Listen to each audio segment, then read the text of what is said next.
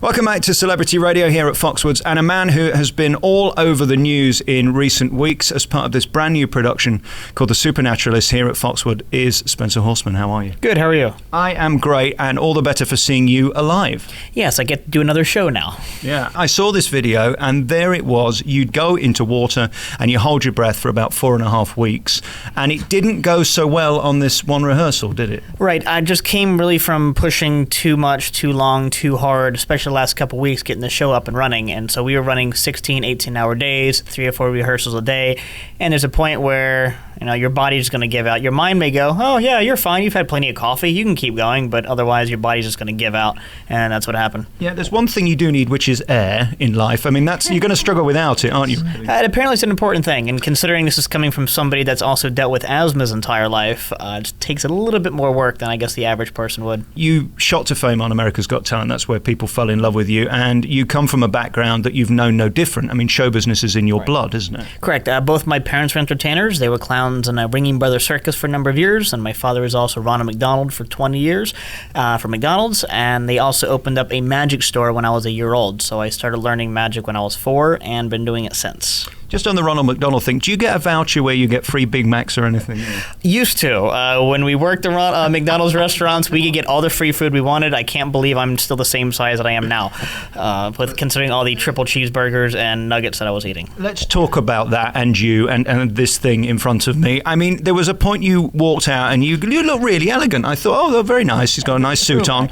And then you do this thing where you subtly go, I'm going to take my clothes off now. Is that absolutely necessary? Couldn't you have a thing come down or wear a dressing gown?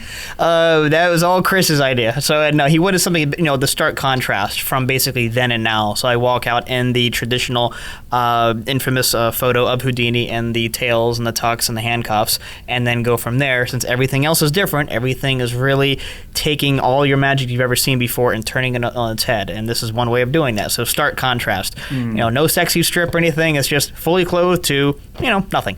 Minimal. Yes, there's those camera shots when they zoom in and they're slightly inappropriate. I mean, the lady next to me, I had to get her a damp towel by the end. She was rather excited. So I don't know where they're filming. The screens are behind me, so I'm just focusing on breathing. You don't want to know when they're showing those handcuffs. Anyway, so there you are. What's great about your act is the tension. And as I said earlier, Lennon comes on and does this beautiful monologue, which is perfectly timed to get you in the box.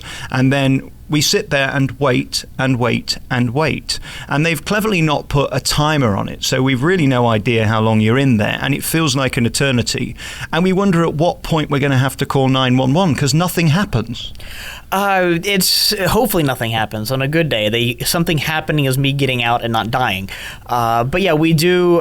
We do purposely not have a timer just because. it is still a long time. I'm in there, upwards of 4 minutes, and I have people afterwards go, "Oh my God, was that 5 or 6?" I'm like, "No, it was only 4," and they're like, "They were still 4." Saying only 4 sounds absurd to people, but that's still how long it is. You do a great trick at the beginning where you say, try and hold your breath and see how long you can do it. And of course, there's nothing new in it. People have been doing this a long time, but they have died in the past. It is dangerous, and it's no joke. Right, and absolutely. And again, the other versions too have had some sort of, safety net. They have a curtain that can cover, so if I need an emergency breath of air, I can come up real quick and get a breath, and the curtain comes back. There's none of that. There's really absolutely nothing hidden in this, be it with the tank or me, but there's strictly everything that you see is everything that you get. You see the tank, that's spinning, you see everything in it, the close-ups of the camera, nothing's being hidden. When that video broke last week, and I think on my website it's currently had nearly 700,000 hits, what does that feel like when you switch on the Today program and CBS and Fox and CNN and it's you and they're talking about you nearly dying? No news like bad news. There's an old saying that, nobody likes to watch another human being get hurt or killed, but they love to be on the spot where it happens. And it's very true of our culture, internationally, not just a U.S. thing.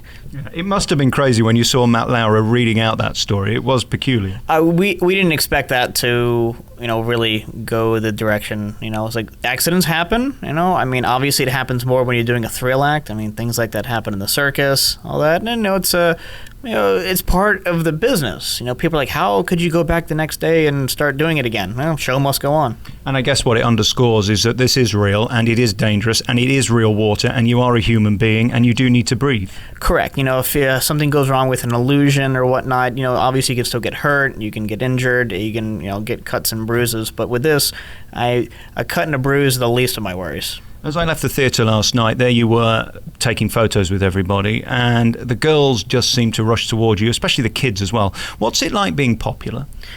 I don't know. Being an only child, for me, it's weird. You sound needy. No, yeah, I've a lot of people assume that if you're an entertainer, you're kind of wanting to be the center of attention and be in the spotlight. For me, I just love entertaining, so I like having that control of an audience on stage. But come my personal life and outside, and when I'm going out and hanging out, I pretty much hide away. If I go somewhere with friends to a bar or restaurant, I'm the one usually in the corner just hanging out, relaxing. I enjoy more of my private time. I enjoy time just with one or two close friends versus looking for attention all the time. I'm very thankful of everybody that comes. I will take photos, sign any autograph, shake anybody's hand, because again, none of us would be here, none of us would be performing unless people came to enjoy it. So I'm very, very big on, showing that thanks to the fans and anybody that attends our shows. One of the things I love the most is to stay in a fancy hotel where I can have a bath. I suppose for you that's a busman's holiday, really, isn't it? I suppose water and you just get a bit bored. Pretty much. All the jokes backstage, everybody after when I get out of the tent, they go, oh, want some water? Need some water? So it's never ending. And then for you to find yourself in this mega production by Chris Angel, it's a great affirmation because let's face it, a lot of people who go on AGT or Britain's Got Talent end up ridiculed and are never seen again. There is a risk, isn't there, when you do those shows that you become less credible. For you, it's worked beautifully. Absolutely. And America's Got Talent approached me for a number of years, and I turned them down just because during that time they were looking for mainly illusionists, and that really wasn't my thing. And finally I figured, maybe they'll bite for just an escape artist. No magic, just all escapes. And since I was the first one going on as an escape artist, I figured it's a good risk to take. Hopefully they'll treat me well, and thankfully they did. So I made it 4 out of 6 rounds. I was quite happy with it, built up a nice fan base from it. And from there, Chris brought me on to this project. And having him back myself and the rest of the cast is amazing because really no other magician, especially one that is still as famous as him, as successful, and who is still actively performing, has never taken that influence and power per se to promote other magicians because they feel, it's going to take away from me. But he's like, no, I want to help create. I want to bring up some other people. And it's an absolute honor that we were the first ones to kind of get involved in that ideal and that vision. You're such a star, and this act is remarkable and tremendous and has to be seen to be believed because there's so much shtick involved in magic shows, and a lot of people, as you say, trying to do this in different ways to cover what they're really doing. To see you do it and just come out alive is remarkable. I need to inform you, half the audience, the men, by the end of the show hating you because we just all feel inadequate, and the ladies go home Googling you and, let's say, not Googling me, which is no good. Well, hopefully the guys benefit from it at home, though, with the frustration. So it's all right. But no, this is a physical act, and so because what I am doing is something you don't need to justify yourself. No. This body is only like a year and a half new. Honestly, I was always up until America's Got Talent and all, and I saw myself on TV there. I went, I've been way too skinny, and 100 pounds or less my entire life. So the last 2 years, I put on 25, 30 pounds specifically to help also train with these escapes because it is taxing on your body. It hurts. It definitely you get beat up and. Plenty of bruises to show. Well, I took your picture to my local gym and asked them if they could turn me into you, and we have a saying called you can't polish a turd. I don't know if you've ever heard of that, but that's what they told me.